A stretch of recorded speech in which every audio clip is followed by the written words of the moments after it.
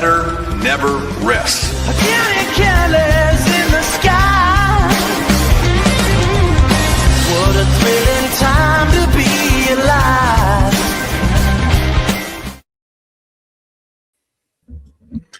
What's up? Sunday night, the Georgia show here on the Dogs HQ YouTube channel. I am coming to you from the Pinewood Inn, and it is quite an evening here. I'm at my grandmother's house, and there is a Christmas party happening downstairs. So if you hear some noise and singing, just ignore that. Appreciate everybody tuning in this evening.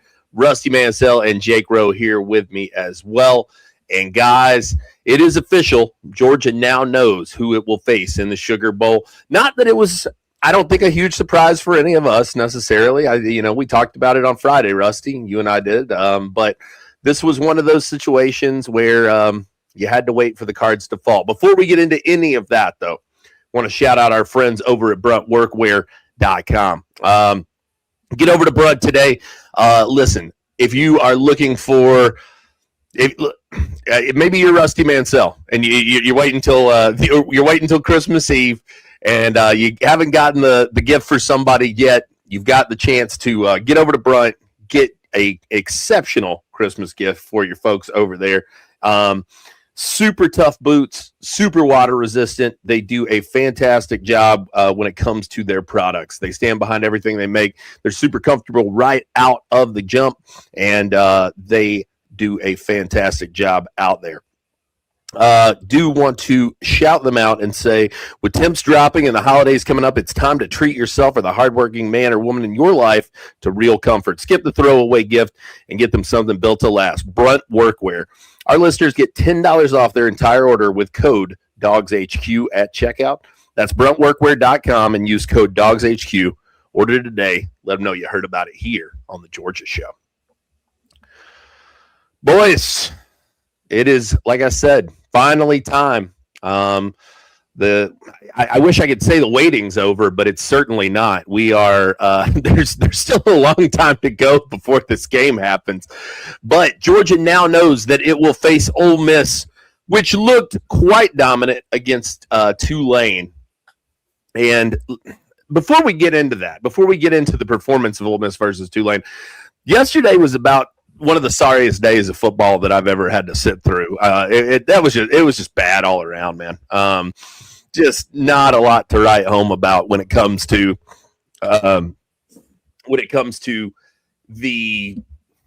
Texas A&M Miami was it set the game back a dozen years.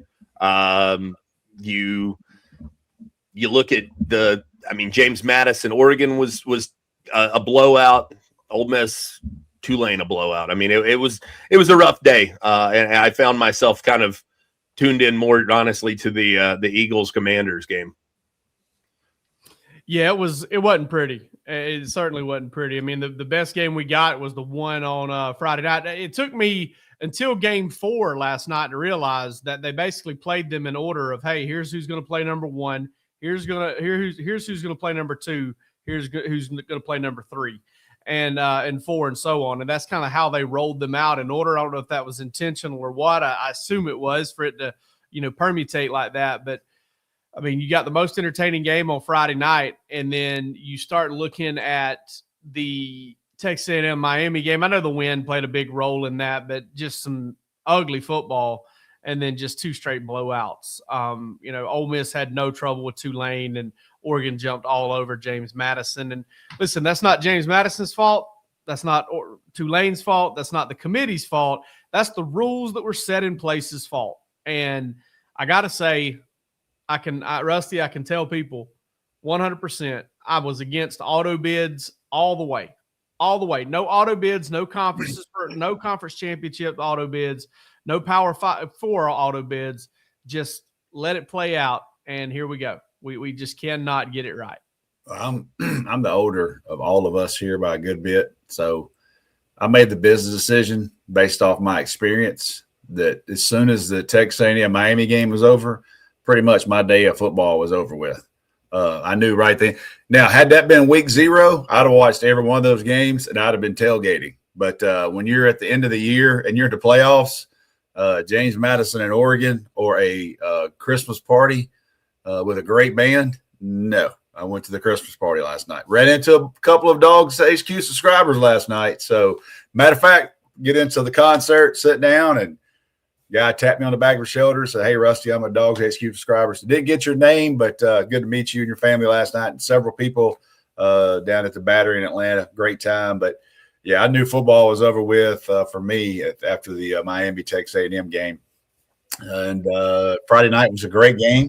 Thought, Oklahoma jumped on them 17-0. And I thought, boy, it's fun to look at the media reaction. There was a lot of people couldn't wait to take some stabs at Alabama. There were some people cutting Alabama's neck off, literally, at 17-0, talking about this is a wrap. And the Bama online board was certainly doing that. Well, that's different because they've got skin in the game. You know what I mean? They're blood in, blood out over there, literally. But there was some national media going, "This is it." And Kalen DeBoer, he killed Alabama football in 2 years, and there were national columnists and everything else. But you never know. And credit Alabama coming back. They, had a couple breaks, and I couple things here with, Roos, we did one. You asked me to pick the games, and I said, man, I just think Alabama's going to find a way. I just think they're going to find a way to win this game. And then you asked me about Texas A&M and Miami, and I really didn't know which way to go. And I said, look, I don't trust either quarterback at all. I said, but if Carson's pretty dialed in, he can win this game. Well, he wasn't dialed in. Luckily, their run game was, and their defense was really good, but what a just god-awful offensive performance by both teams there in that game. And you don't really know what's coming out of it. You're going to have to score points to win the rest of them. I guarantee you that if you're Miami. And we'll see. But it could have been we could spend another hour, guys, on what was wrong and how to fix it. We all know how to fix it. I don't care. Just do the group of 5, have 8 teams, play three rounds, and have that thing done and have a championship game. And I even said this, guys, because there's enough money to go around. You want to entice those kids not to go in the portal so their season's over? The group of 5 team that wins it, every one of those players get $100,000. And I guarantee you they stay freaking locked in. I mean, that's a great something. Yeah. That's a great opportunity for those kids, man. Give them a reward, because you look at Tulane and Memphis today. I had to turn off their notifications for everybody leaving that team. They lost 50 players today. So, just different things to fix it. And sometimes we overthink this thing. But regardless, we're here. We got 4 really good games coming up. Still a little ways away from Georgia playing in a rematch. And looking forward to it. I'll tell you what, one thing I want to say, because I don't think it fits anywhere else in the show. The worst thing I saw in the first round of the college football playoff was Texas A&M being tied 3-3, and Miami did not have to put the ball in the air one time to drive 90 yards for a touchdown. That's disgusting.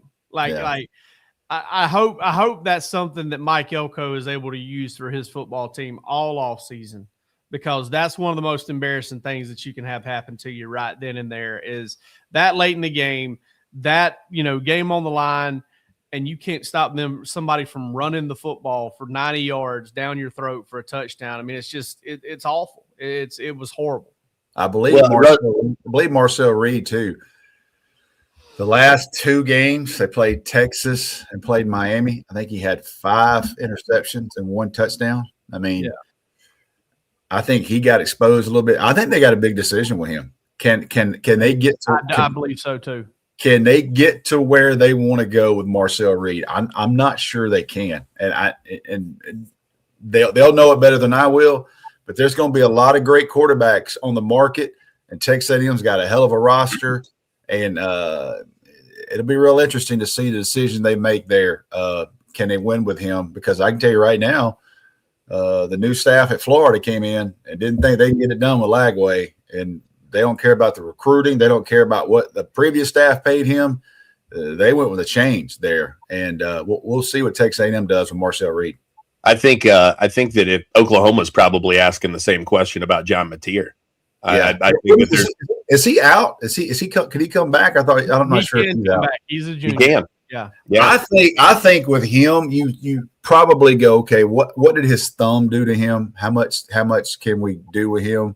At times he was pretty damn good in some big games, but Marcel Reed, man, I don't know that I saw enough out of him to go, let's ride with this guy next year. Yeah. This guy will get us to game 15. I don't know that. Yeah, I couldn't get off my mind, Rusty, watching that Oregon James Madison game, that comment you made on the Friday show about one guy makes $1.5 million, the whole team makes $1 million. One starter on defense makes $1.5 million for Oregon, and their total NIL budget for James Madison. They had no business. James Madison, a hell of a football team. I mean, absolutely. They went out there, they had a backdoor cover. I know all my buddies that bet on it were super pumped, and they didn't get a 99-yard drive, man. Oregon pulled out some people, and was playing safe there, but not a terrible team.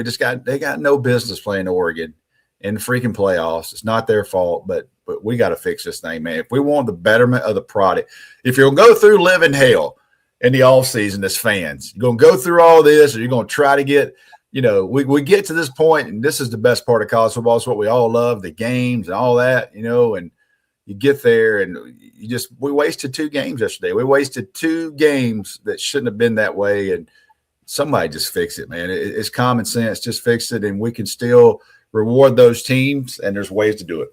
Texas, Notre Dame, Vanderbilt, BYU would have all been better challengers for either one of those teams. At the end of the day, at least if they go out there, if Ole Miss and Oregon go out there and they just put the boots to one of those teams, nobody's going to say anything about it. Nobody's going to say, sure, hey, you played a group of 5 team or anything like that. And at the end of the day, too, like, if you're a James Madison fan, if you're a Tulane fan, ask yourself the question, like, hey, do we want to get into this 12-team playoff and get bludgeoned, or would we like to win a group of 5 national championship?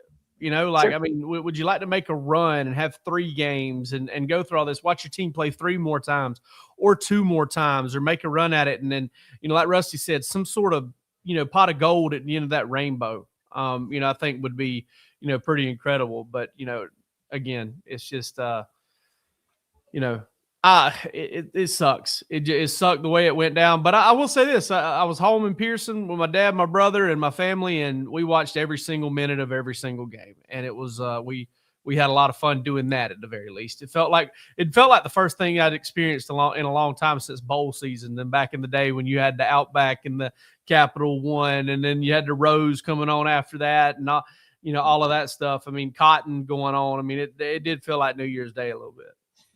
Yeah, no, absolutely. Fox Mulder over here in the comments says, what's the incentive for a G5 team like JMU to schedule real teams when they can play a cupcake and get right into the playoffs? I think that's probably going away. I mean, look, they're in the Sun Belt, okay? I mean, they can only play who the Sun Belt has in the conference. That's their conference games. What you're calling cupcakes are their conference opponents in a lot of cases. They played Louisville, didn't they? Yeah, I believe so. Yeah. So my man called you Eric Church up in the left corner. Right. Hey, nothing wrong with that, man. Eric Church making a lot of money, some good music, man. Yeah, absolutely. The Sugar Bowl matchup is set, though. Georgia now knows it will face the Ole Miss Rebels. And, guys, this feels like it feels like you can forget about what happened the first time these two teams played. The narratives are so different, I think, around both of these teams at this point, comparative to where they were the first time they played. Obviously, everybody knows what happened with Ole Miss. You go through all the Lane Kiffin stuff. Pete Golding has taken the reins there. Georgia, meanwhile, just, Ole Miss was part of their heater, and they finished the year on one. In that regard, I don't know, what we can make of this. I will say, I don't know what to make of Ole Miss under Pete Golding, because I don't know what we can garner from the game that we saw on Saturday, right? I don't know what them playing Tulane tells you that's relative to what you're going to see against them in the Sugar Bowl. Somebody over in the comments said something about they're going to be riding an emotional high, but a defense can stop that. I agree. Yeah. I mean, I think that Ole Miss is playing for pride, right? And they want to prove that they're a great team and that, they don't need Lane to succeed. You're a worse team by not having Lane Kiffin there calling plays for you. I think at the end of the day, right? I think that this is a lesser Ole Miss than the one that Georgia saw earlier this year. Yeah, I mean, I don't think there's anything to refute that just yet. I mean, I do think Ole Miss grew a little bit defensively over the course of the season. They're still not rushing the quarterback very well. They haven't had this kind of surge like Georgia did in terms of rushing the quarterback. Neither team really had to play the toughest part of their schedule after the Ole Miss game, after those two teams faced off. I mean, Ole Miss went and beat Oklahoma. Georgia got a chance to host Texas. So they did have a big game. I don't want to say it's nothing. But Ole Miss had to go to Starkville. Georgia had to go to Starkville. I do think that Georgia, really starting with that fourth quarter on through the rest of the season, played some tremendous defense after giving up 5 straight touchdowns to Ole Miss. And I'm not saying Georgia got anything fixed in that particular game, but it seemed like Georgia kind of turned it on from there on out and played great defense the rest of the year. And I think Ole Miss is going to have a tougher challenge ahead of it offensively than it had that first time around.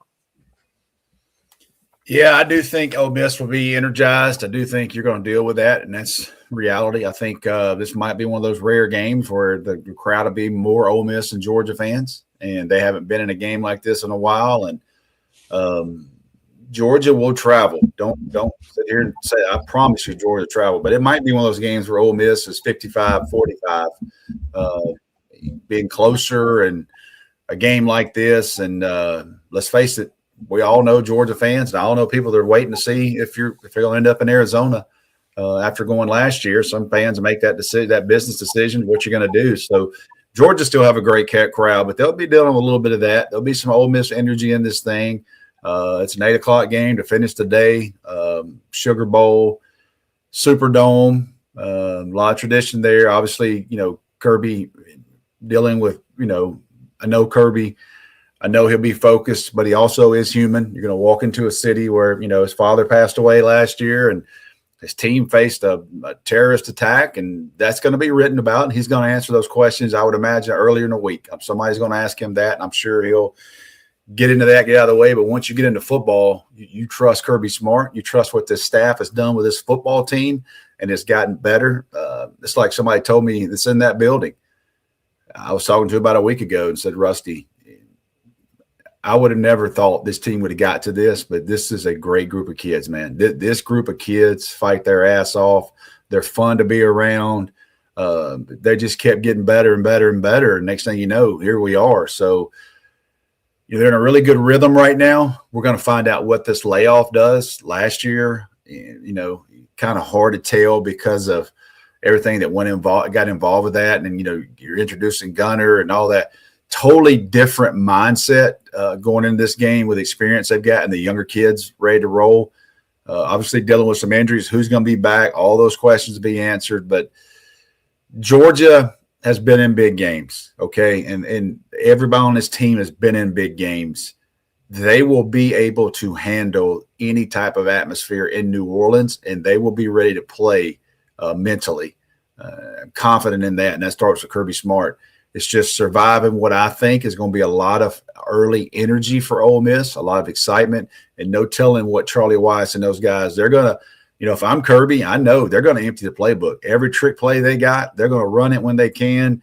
They might go for it a lot on 4th down. I mean, that was something typical of Lane. How much did Charlie Weiss have involved with that too? They went for it a lot. So Georgia probably understands they're going to face all those types of things. At the end of the day, and the coach speaks comes down to blocking, tackling, physicality, and getting off the field on 3rd down. And Jake Rowe's right there. Ever since that 4th quarter with Georgia, they just found some rhythm, found some pressure, and some guys got going, and probably a lot better defensive team than what they faced that day.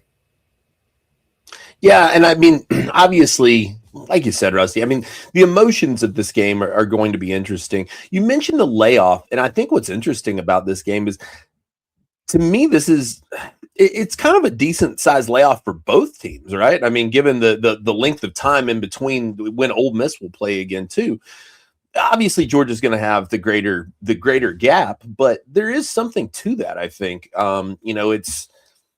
it feels like a long time between this round and the next round, at least in my mind. And I don't know what you do to correct that at all, but the emotion of this game is going to be very interesting. And I think if Georgia is able to maintain and keep even keel, I think that's going to be really advantageous if they just lean into being who they are, right? And say, look, let's not get caught up in the circumstance. We were here last year. You got to put it behind us. I think Georgia has a lot going for it in that regard. I think that Ole Miss is the team that has to play with that edge, I guess, right? The edge of trying to prove something. Georgia, I don't feel like Georgia's just got to do what Georgia's been doing, right? Ole Miss is out to, not that they're not trying to prove something as well, obviously, but they're trying to, there's an element of this to me that is, we are able to survive without Lane Kiffin, right? And we want to show that on the big stage. Georgia doesn't have that on its back. And somebody mentioned up above, they said, I'll trust the coach who's coached 138 games versus the coach who's had 2. So there's a lot to this, and both of y'all know this on the other side. There's a lot on a head coach in a game like this. Interviews, press. He has a lot of stuff that's on him for the first time, and he's not going to be able to sit in meetings all day long. He'll have to go out and speak to press, do different things, and do interviews, and kind of control the meetings, lead the team. First time he's been in that setting now. That's a totally different deal. So yeah, that's a huge point there. But as far as like playing, you'd be lying to yourself. You don't think they're gonna have a little energy early on for this guy. And that was pretty obvious yesterday from the highlights I saw coming off the field. He's a player's coach. They loved him from the time he got hired, and and all those things. And it's just a little different setting when Kirby Smart and that group's on the other sideline. I think Ole Miss certainly respects Georgia. They certainly know what they're facing, but there's a lot of variables on the Ole Miss side. I think with Georgia, you kind of trust Kirby and say, okay, been there and done that. Let's go get another one and get ready to go to Arizona. One thing I want to say too here, and I've mentioned this a couple times, and I still think it's very, very pertinent to what we're talking about here is, there's a lot of different ways you can look at this game and talk about the mental, who's the pressure on, first year coach, first time being in this situation, all that stuff. What I come back to each time is number 14 for Georgia, Gunnar Stockton. Between his ears, he's done this. No, he's played in this game, but he's played against this team, this specific football team, and he played really, really well. And if there's a confidence problem at this juncture with Gunnar Stockton, if there's a hesitancy problem with that, then I don't know what can be done about it, because ultimately, he went out and scored 5 touchdowns against Ole Miss. He threw for 4, he ran for another. He was outstanding. Just in one of his best games of his entire career. May not have another game that's that much better than that one. Maybe the Texas game was a little better. I don't know statistically, but to me, that's what kind of stands out. Is Gunnar's been a little bit slow, a little bit iffy lately, not as sharp.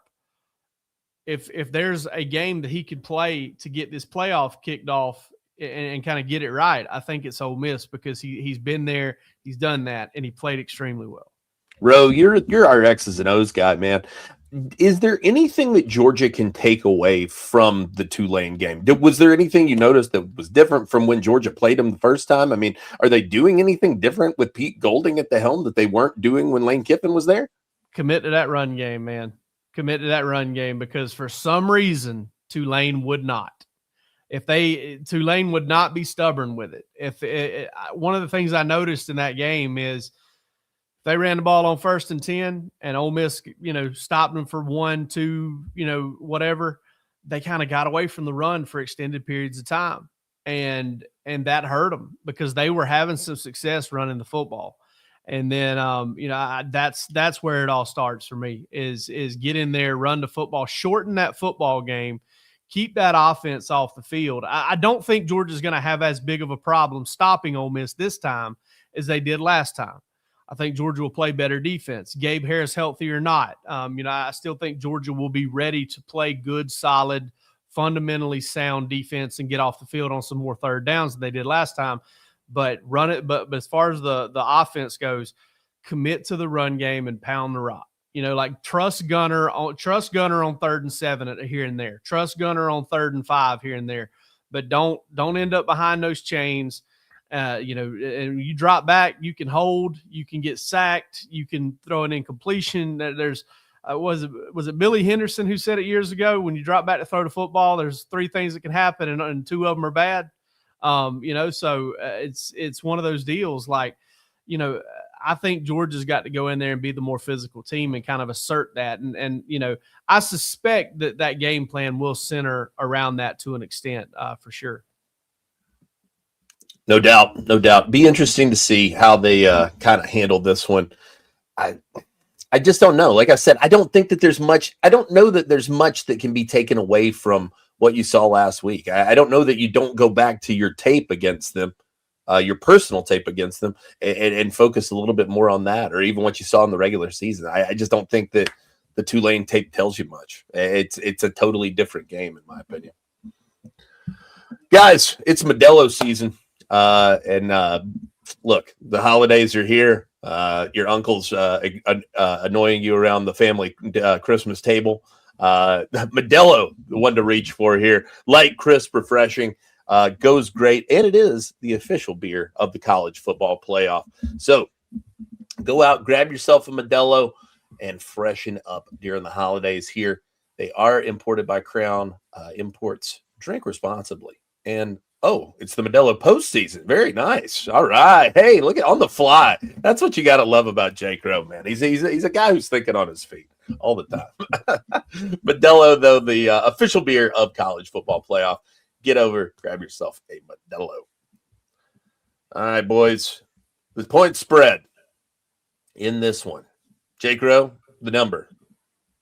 Right here. We got it from our friends over at BetMGM, and we'll zoom in on it here real quick for you. 7-point favorite, Georgia. This is theoretically a larger spread than the first time around because we're talking about a 7-point neutral site spread, right? So I thought it was interesting. Last time I can't remember what Georgia opened up last time they played, but that game ended up growing into a 7.5 point spread before kickoff. This one, I'm told, in some places opened at 6, opened at 6.5. Apparently, BetMGM, I think, opened it up at a 7-point spread. They usually kind of wait a little bit before they put theirs out, but there is a lot of quick, large amounts of money on Georgia apparently in this game from everything that I've read, which is typically, listen, none of this means anything. The dang Georgia Tech spread climbed like 3.5 points in the last, 24 hours. And then Georgia went out there and didn't cover, right? But when I look at this, typically the sharps throw a bunch of money out right to begin with, and they bet really, really late on the games. So I'm interested to see kind of where this one moves in that last 24 hours before kickoff. Yeah, and start getting injury reports and all that kind of stuff as you get into this a little bit closer. You'll see where this one ends up at, but that's a lot of points. I not the betting guru here, but I would have thought a little less than that. But again, that's Vegas probably trusting Kirby and his results in big games. Well, when it comes to being a betting guru, I don't think any of us are. Well, I'm certainly not. I'm too scared to bet. Rightfully so. I understand that completely. I agree with you, Rowe. This feels like a big number given the stakes of the game, but I don't think it's crazy, to be honest with you. I don't think it's that far off, man. I think that Georgia's getting a lot of credit for the way it finished the season. And like I said, man, I think that people are probably looking at this Ole Miss team and saying, all right, can you sustain if you get yourself, in a hole, right? What happens when you don't have that Lane Kiffin playbook to claw your way back out, right? Once, if you get down in the hole, how do you do that? I mean, I don't know. I think that's a TBD. And I think that Georgia, like you said, 5 touchdowns from Gunnar Stockton in the first game. There should be very little hesitancy on his part when it comes to this game. He's going to go out there and, I mean, if honestly, if I'm Mike Bobo, I'm probably just going to replay his first game for him against Ole Miss and focus. That's going to be his game film ahead of this. Watch what you did against these guys, replicate those again, man. Because I think that he has the opportunity to do that. I think he is capable of doing that. And like you said, it may have been the best game of his entire career against this exact team. 7 to me doesn't feel that weighty, all things considered. You got to take that earlier game into consideration, I think, with this one. Well, there's a few things to look at here. Ole Miss does like to run a lot of zone, and that was one of the zones that Gunnar really tore apart this year. They didn't really blitz him a lot. There was a lot of 4-man rushes, some 3-man rushes, a few 5-man pressures. That they did bring some guys at times. But here's the thing. Gunnar is really good when blitzed. When teams want to come after him, he's been pretty exceptional this year. And I don't have those numbers right in front of me. I'll look them up. But I'm wondering, I don't know, that I keep coming back to how well Gunnar played against him the first time. Gunnar hasn't played that well every single game, right? Like Tennessee ran man-to-man coverage primarily, and he just torched them.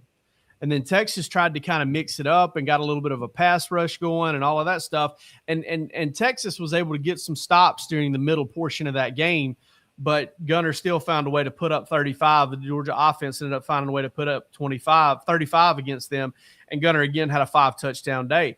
Ole Miss is the one that he just kind of looked unstoppable the entire way. I mean, every single drive, Georgia scored points. I think they had, 3 field goals in that game, if I'm not mistaken. And then, 5 touchdowns or somewhere in that, 3 field goals, 5 touchdowns, 44-35. So they didn't get a single stop to prevent Georgia from scoring points. And Georgia hung a lot of yards on them.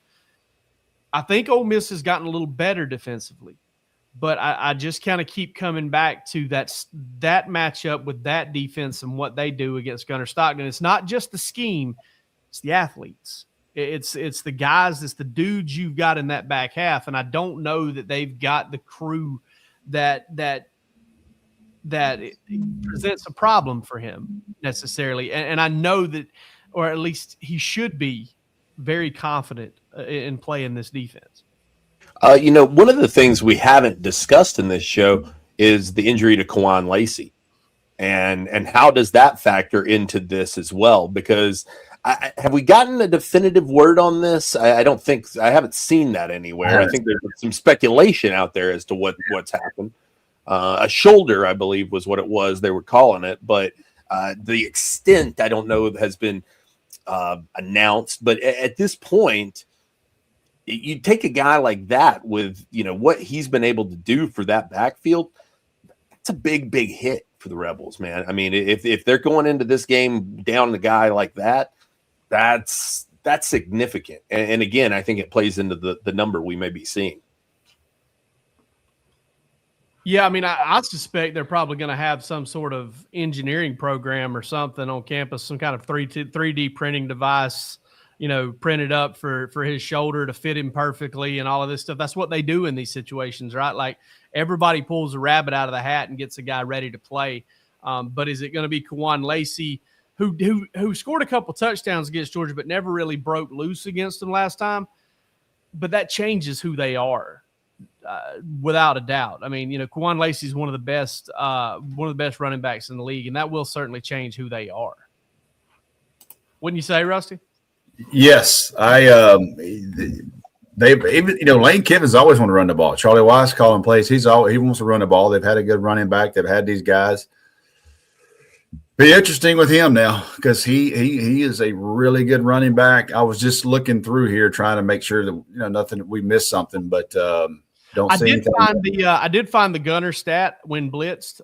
He is 116 out of 156. That's 74.4% for 1,246 yards. That's 8 yards per attempt, 17 touchdowns, 1 interception. There you go. Yeah, I mean, the teams he struggled against. It's no secret. He has struggled against the zone, and he has struggled when people make him, drive the field. That's where Gunner's had. He's had some issues. He's gotten better, but early on, everybody just started. After the Tennessee game, everybody started playing zone against him. I don't know why Tennessee did what they did. Thank goodness they did. But after some of the sample size I would have saw, I'd have been straight zone against Gunner Stockton, and he got better against it, and had some ups and downs, but he's had more ups as the season went on, and gotten better with his legs too. I think he hurts you with his legs, and that's what worries you about. Also worries you too about playing man-to-man blitz against him, because if you run everybody off in coverage, man, he will eat you up in space. He will run that 15, 20 yards, absolute eat you up if you run everybody off in man-to-man coverage.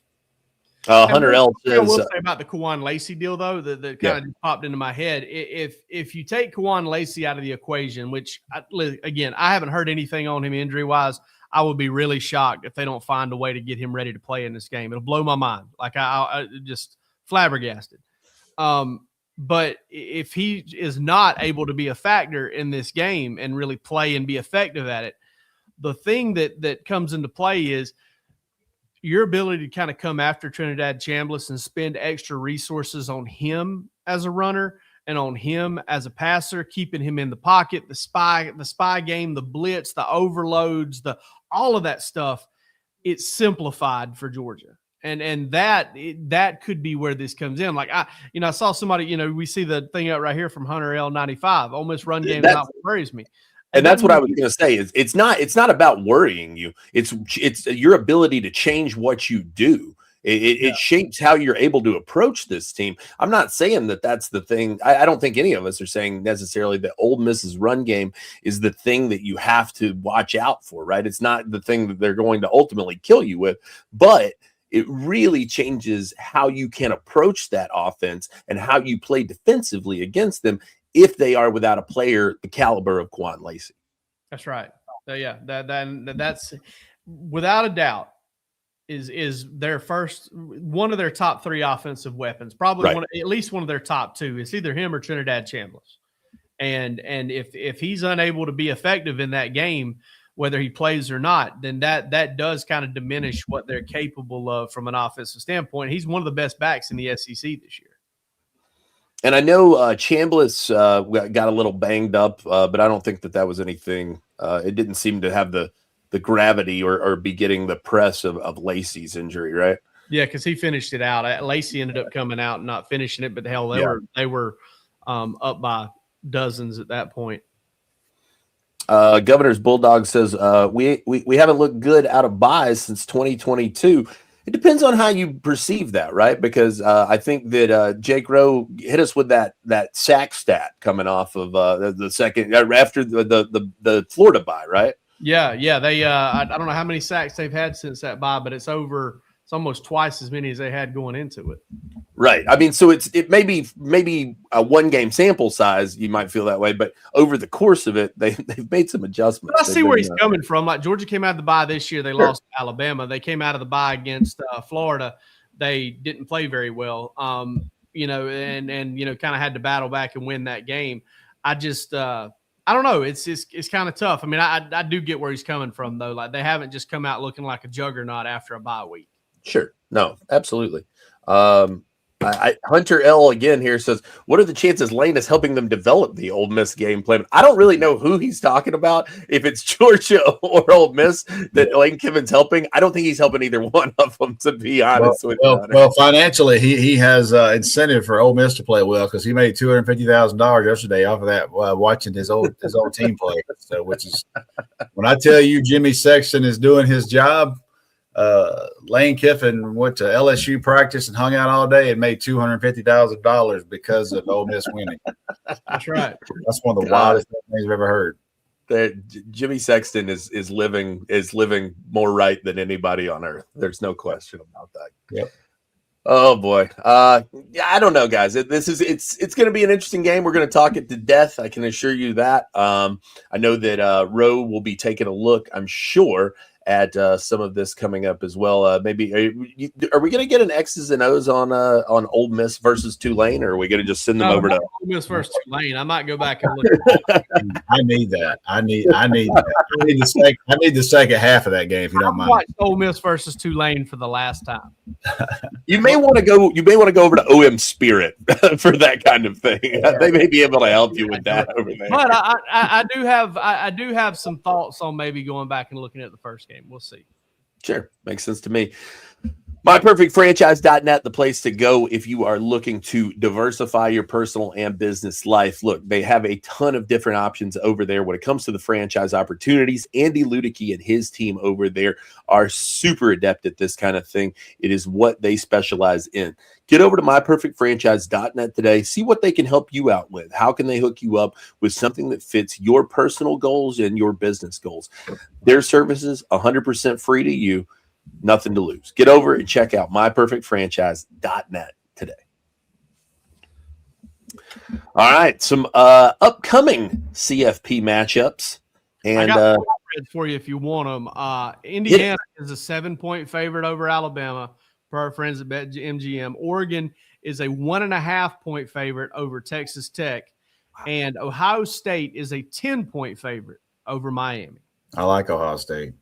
Oh, big. Yeah, that feels like a good number to me. That feels like yeah. I'm gonna want to pick Miami so bad just because like this college football season has been such a you think you know what's going on, you know, and that's just I don't know. It's like hey, if I don't say it out loud, then maybe I won't jinx myself or something like that. Like it's just I'm trying to kind of play the odds, you know. I don't know. It's just every single time you think you know what's going on, then somebody comes out and they look completely different the next week. And that's so good up front. Miami is so good up front. Their defensive line, their offensive line is freaking so good. But you know, I went into last year's playoff thinking Ohio State's got to play Tennessee, and Ohio State all season long that was kind of their Achilles heel, is like good defensive fronts gave them fits, and Tennessee had nothing for them. Yeah. And I wonder if they're able to kind of flip that same switch going into the playoffs after losing.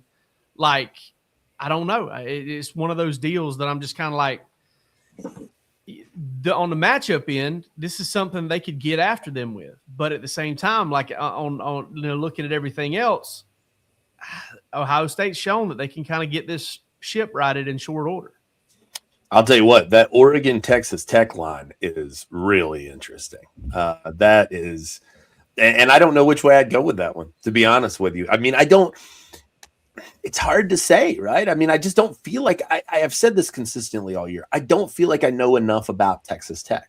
And I know that they've got some really good players, and I know that they've, won some big games. I mean, I think that they look fantastic, but Oregon's a different animal. Oregon, I mean, I was watching with a buddy last night, and he said, man, those guys, those Oregon, those Oregon guys, that's a different speed they're moving at. Now, given they were going against number 33 from James Madison, and hey. That poor guy, Dave Portnoy, I saw called that cat out. That was a long night for that young man, but yep. That's a pretty interesting one. And then Indiana, I can definitely see where that one's coming from, but I know that Jake Rowe thinks that Kurt Cignetti is one of the great minds in this sport right now, and a guy that he is ready to hitch his wagon to at any moment. But hey, I softened up on Kurt Cignetti. I know you softened. I'll say this about Indiana: this is the first time they have faced the reverse pressure. They're the favorite. Yes. You know what I mean? They weren't a favorite going to Oregon. They barely were a favorite at Penn State. Had to come back in the last drive to win that game. Nobody gave them a damn chance against Ohio State. I don't care what anybody says, other than Pat McAfee. And this will be the first time they stare down, 10 days of you're supposed to beat Alabama. You're a 5 or 6 point favor of Alabama, and a little different setting for them this time. We'll see how they handle it. This is different. Kirk Cignetti has not been in there where he's got to deliver the message. We're supposed to be here. We're supposed to be the better team, and everybody knows it. Let's go do it. As opposed to nobody's giving us any credit. Nobody's picking us. It'd be a little different scenario there. Yeah, and look, if you're looking across the way at that Alabama team, you got to put a stake in that heart based on what you just saw, man. I mean, like you said, people are ready to run that guy. They were ready to put him on a plane to Ann Arbor at halftime. I mean, they were let it happen, let it go. But that's a different beast, man. You better put Kalen DeBoer and the Crimson Tide away, because they showed it to you just this last week. And in the best game of the whole thing, they came out victorious, and that was resilience that got it for them. And resilience this time of the year, such a key component, I think, of it. Being able to fight back. You're living one game at a time at this point. Being able to fight back, I think, really says something. I imagine that game instilled a lot of confidence in Alabama, and probably rightfully so. A little quick breaking news before I head over to Dogs HQ to do an Ask Rusty chat. If you guys want to come over and spend an hour with me, come on over here in just a minute. But a little breaking news: LSU expected to hire Ole Miss running back coach Kevin Smith, pay him nearly $1 million. And you wonder about little things like that. You know what I mean? Like, this guy's what are these coaches? Yeah, what are these coaches dealing with, and some of the things that Ole Miss they're dealing with between this. Lane and Pete. You saw Pete kind of take a shot at Lane last night, talking about they removed the basketball goal from wherever, and just kind of getting real interesting there how this thing's playing out. But I got to go, guys. I got to Ask Rusty chat, and they're stretching and ready to go for Sunday night. So I gotta step off here, and it's like we can all go. We can all get out of here. Let's wrap it up. Get over to Dogs HQ tonight. Hang out with Rusty for the Ask Rusty chat. Get all your questions answered. Listen, you're going to get a lot more from the Ask Rusty chat than you're going to get right here on the Georgia Show, because we can give you the behind-the-scenes stuff over there that we can't give you over here. Also, come hang with us all week over at Dogs HQ. We will be previewing this game from every single possible angle. And I guess we won't see you guys on the Georgia Show, at least, until after Christmas. So Merry Christmas to you as well. Happy Christmas to your family and to your friends. And may you guys have a safe one, a great one with your family. And we so appreciate everybody tuning into the show, commenting over there. We really appreciate you guys so much. And happy holidays to everybody, man. It means a lot to us. Come on over to Dogs HQ. Make sure to hit like and subscribe over here. And we will catch you very, very soon.